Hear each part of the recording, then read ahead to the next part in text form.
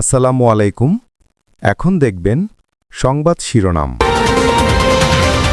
সংসদে speaker, deputy speaker চূড়ান্ত করবেন তারেক রহমান। সংসদীয় কমিটির সিদ্ধান্ত, এমপি মন্ত্রীদের মার্জিত ও সতর্ক আচরণের নির্দেশনা প্রধানমন্ত্রীর। মাননীয় প্রধানমন্ত্রী আমাদের সংসদ নেতা, তিনি ঘোষণা করবেন এই সভার সভাপতিত্ব করার জন্য কোনো একজন জ্যেষ্ঠ নেতাকে। সেই সভায় আমরা মাননীয় স্পিকার এবং ডেপুটি স্পিকার নির্বাচিত করব। জুলাই সনদের আলোকেই সব পাওনা বুঝে নিতে চায় বিরোধী দল। সরকারকে সংবিধান সংস্কার পরিষদের শপথ নেয়ার আহ্বান।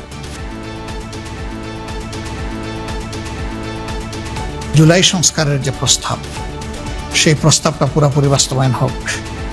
এর আলোকে বিরোধী দলের যতটুকু পাওনা আমরা অতটুকু চাই, এর বেশি চাই। আমাদের একটা দাবি আছে যে সংবিধান সংস্কার পরিষদের শপথ নেওয়া এবং এই সংসদটাকে সংবিধান সংস্কার পরিষদ হিসেবে কার্যকর করা।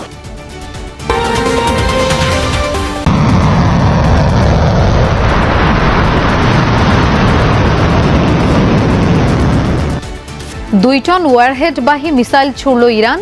ইসরায়েলে ব্যাপক ক্ষয়ক্ষতি। হরমুজের দখল রাখতে মাইন স্থাপন তেহরানের। বোমা মেরে সচলের চেষ্টা যুক্তরাষ্ট্রের। জ্বালানি নিয়ে চট্টগ্রাম বন্দরে ভিড়ছে একের পর এক জাহাজ। চলছে খালাস। অতিরিক্ত ডিজেল সহায়তা চেয়ে ভারতকে চিঠি। পাম্পে আজও দীর্ঘ লাইন। বাসা তো উত্তরখান থেকে আমি এখানে আসলাম সরাসরি। খিলকে তো পাই নাই, তো আমরা এখানেও পাচ্ছি না। 1 লিটার 150 টাকা, এর বেশি কোনো পাম্পে তেল দেয় না। রাইড শেয়ার করে চলি, তারা তো খুব ক্রাইসিস অবস্থায় পড়ে গেছে। বাড্ডায় দেয়াল চাপায় 2 শিশুর মর্মান্তিক মৃত্যু। নির্মাণাধীন ভবন মালিকের বিরুদ্ধে গাফিলতির অভিযোগ। পরিবারে শোকের মাতম। শুরুতে সভাপতি পদ শূন্য রেখেই আগামীকাল সকাল 11টায় বসতে যাচ্ছে ত্রয়োদশ জাতীয় সংসদের প্রথম অধিবেশন। প্রধানমন্ত্রীর পক্ষ থেকে সভাপতির নাম প্রস্তাবের পর তা চূড়ান্ত হবে। সংসদের সভাপতির সভাপতিত্বেই নির্ধারণ হবে স্পিকার এবং ডেপুটি স্পিকার। রাষ্ট্রপতি শপথ পড়াবেন তাদের। সরকারদলীয় সংসদীয় দলের শেষে এসব কথা জানান চিফ হুইপ নুরুল ইসলাম মনি। স্থানীয় সরকার মন্ত্রী মির্জা ফখরুল ইসলাম আলমগীর জানান, সংসদ নেতাই সুপারিশ করবেন স্পিকার ও সভাপতির নাম। সকালে সংসদে সরকারি দলের সংসদীয় দলের সভায় এসব সিদ্ধান্ত হয়। ত্রয়োদশ জাতীয় সংসদ অধিবেশন শুরুর আগের দিন অনুষ্ঠিত হল সরকারদলীয় সংসদীয় কমিটির সভা, যেখানে সভাপতিত্ব করেন সংসদ নেতা ও প্রধানমন্ত্রী তারেক রহমান। সকাল 11টায় শুরু হয়ে এই সভা শেষ হয় দুপুর 1টায়, যেখানে বিএনপি দলীয় সংসদ সদস্যদের নানান করণীয় নিয়ে আলোচনা হয়। সংসদ সদস্যদের দায়িত্বশীল মার্জিত আচরণ করার পাশাপাশি গণমাধ্যমের সঙ্গে কথা বলার ক্ষেত্রে সতর্কতার মতো প্রয়োজনীয় দিক নির্দেশনা আসে সংসদ নেতার তরফ থেকে। কার্যপ্রণালী বিধিতে আছে, সংসদ চলার আগের দিন একটা সংসদীয় দলের বৈঠক হয়।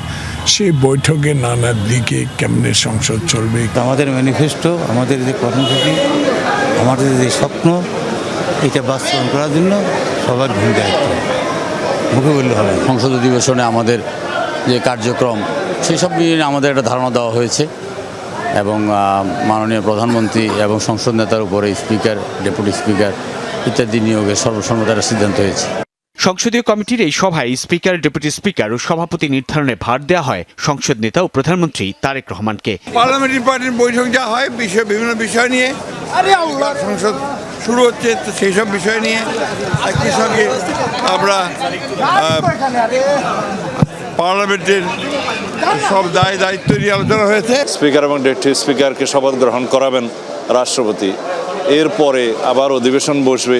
সেই অধিবেশনে প্রথমে সভাপতিমণ্ডলীর প্যানেল ঘোষণা করা হবে, তারপরে সুপ্রস্তাব আসবে, সুপ্রস্তাবের উপর আলোচনা হবে, তারপরে সংসদে যে সমস্ত অর্ডিন্যান্সগুলো প্লেস করার কথা, উত্থাপন করার কথা, 133টি অধ্যাদেশ আইনমন্ত্রী উত্থাপন করবেন এবং এরপরে রাষ্ট্রপতির ভাষণ হবে।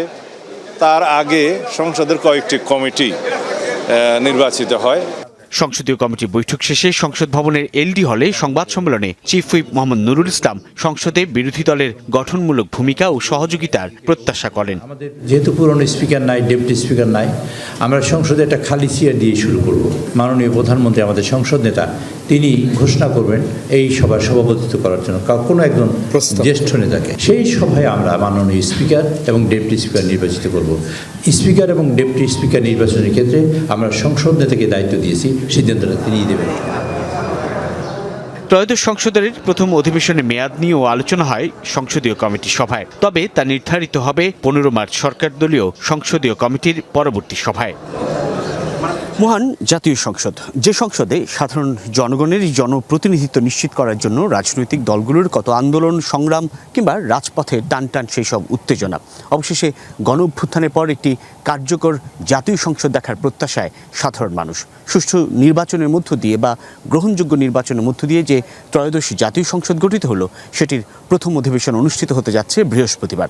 যেই অধিবেশনের মধ্য দিয়ে বাংলাদেশে নতুন সংসদীয় গণতন্ত্রের যাত্রার সূচনা হবে বলে মনে করছেন সাধারণ মানুষ।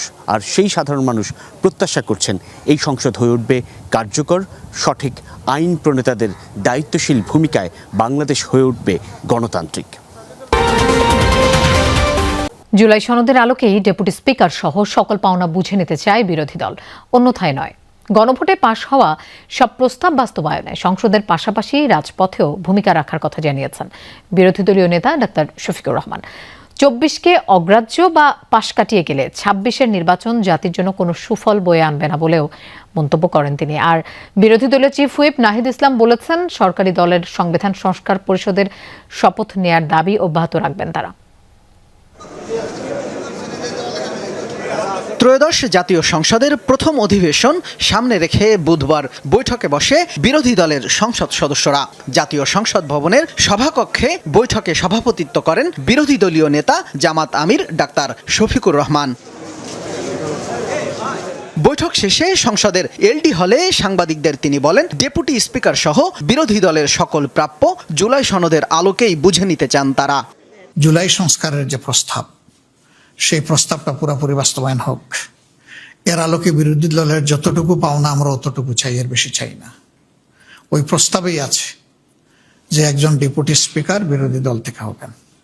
আমরা খণ্ডিতভাবে এটা চাচ্ছি না, আমরা চাই প্যাকেজ, আমরা চাই পিসমিল, পুরাটাই সেখানে গ্রহণ হোক, বাস্তবায়ন হোক। সরকারের ইতিবাচক কাজে সমর্থনের পাশাপাশি গণভোটে থাকা সকল বিষয় বাস্তবায়নে সংসদ ও সংসদের বাইরে সোচ্চার থাকার কথাও বলেন শফিকুর রহমান। আমরা আগেই বলেছি, বিরোধিতার জন্য বিরোধিতা নয়, সহযোগিতা করতে হলে সেটা দেশ এবং মানুষের জন্য, আর বিরোধিতাও করতে হলে দেশ এবং মানুষের অধিকারের জন্য। এ লড়াই ইনশাআল্লাহ আমরা সংসদে করব, প্রয়োজনে এই লড়াই রাজপথেও হবে। এটা গণতন্ত্রের সৌন্দর্য।